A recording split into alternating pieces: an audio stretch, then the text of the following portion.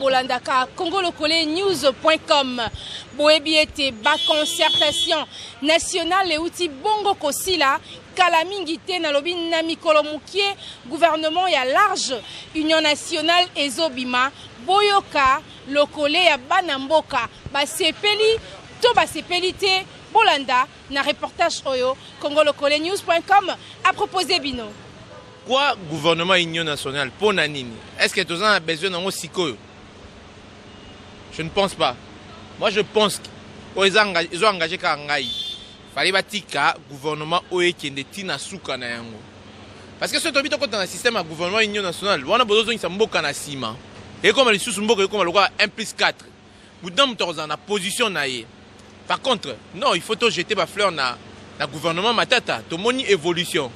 Il faut tout le bela yango, évolution za makasi. Bon limbo kata et loko mo ezo kende dia na malamu bo kata yango pona bo kota désordre. Wana et simbate. Moi permettez-moi na lo bango. Moi je suis vraiment choqué na yo mona ke ba politicien o to za yango na mboka oyo ba oyo exception soni. Ezo la kisake bazota la kaka intérêt na bango, intérêt à population te. Tel intérêt à population. Les lots population soda à ta salaire à mouké mais au moins ils sont réguliers. Les autres total comme la banalisation. Les lots et permettre que beaucoup évolution qui est malembe. Mettons besoin que ce système il y a gouvernement union nationale. Chaque mouton y a une idéologie na ye. Donc idée oh il y a ma tête à qui nango et ko katana nzela. Wana eza malamu te. Pour nangai en tout cas je suis désolé. Tous en on a besoin de l'union nationale. Et puis na yoki ba rumeur gouvernement union nationale. Il faut refaire des élections, qu'il y a des élections, et c'est sous échéance à 10 ans. Mais pour Nanini, c'est vrai, par Maniga, c'est ça une élection. Mais Toki déjà, parce qu'il y a 2 ans, parce qu'il y a 2 mandats, commis presque 2 ans, Bazotika.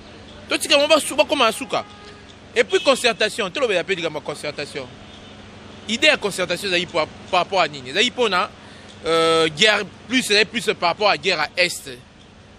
Mais jusque-là, tout le monde a une résolution par rapport à la guerre à l'Est. Directement à côté de l'image du gouvernement de l'Union nationale.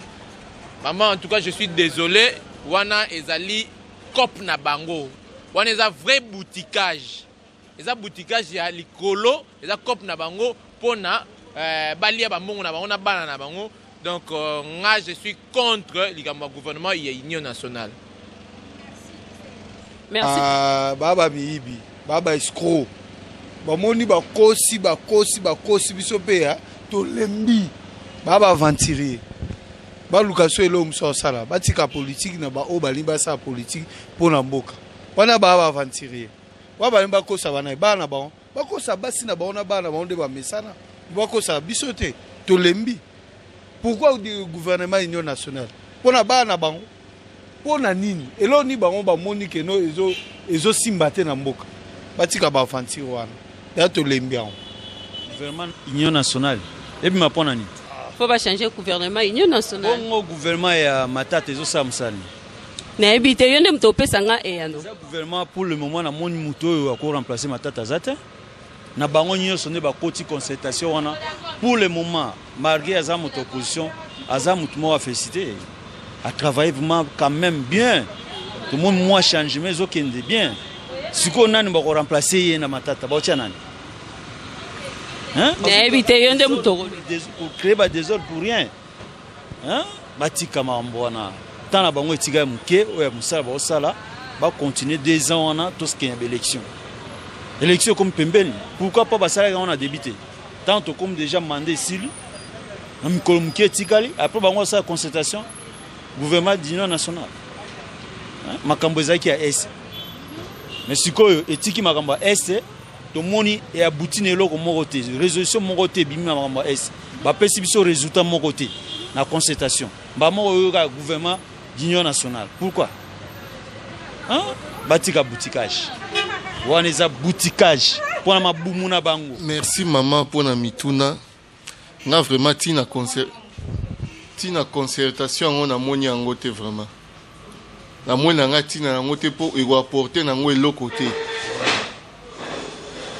soki ici nango balobi ndenge bazoloba wana oyo basala gouvernement pour faire quoi esala nini gouvernement wana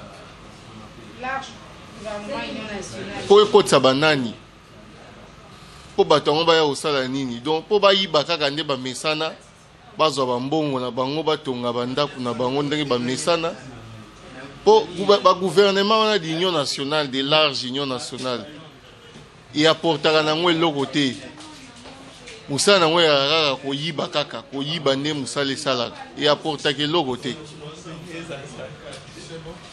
donc nga pena namona nga tina nango te mwa batika tokomi na suka ya reportage na biso bandeko ya Congo babeti lokole population ya Kinshasa ebeti lokole elobi bango bakanisaki concertation nationale ezalaki bongo pona koluka kimia na est mais résolution moko ebimite na masolo ya kimia na est résolution moko te ebimi pona kopesa kimia na est mais par contre ezande pona ko créer gouvernement ya large union nationale maloba euti na bango merci na Patrick Sala oyo akolamba oyo alambi ba image oyo merci na Marianne Mafolo oyo assistenga merci na bandeko ya congolocolenews.com nakutani na bino na numéro mosusu kimia boboto omabota mabino.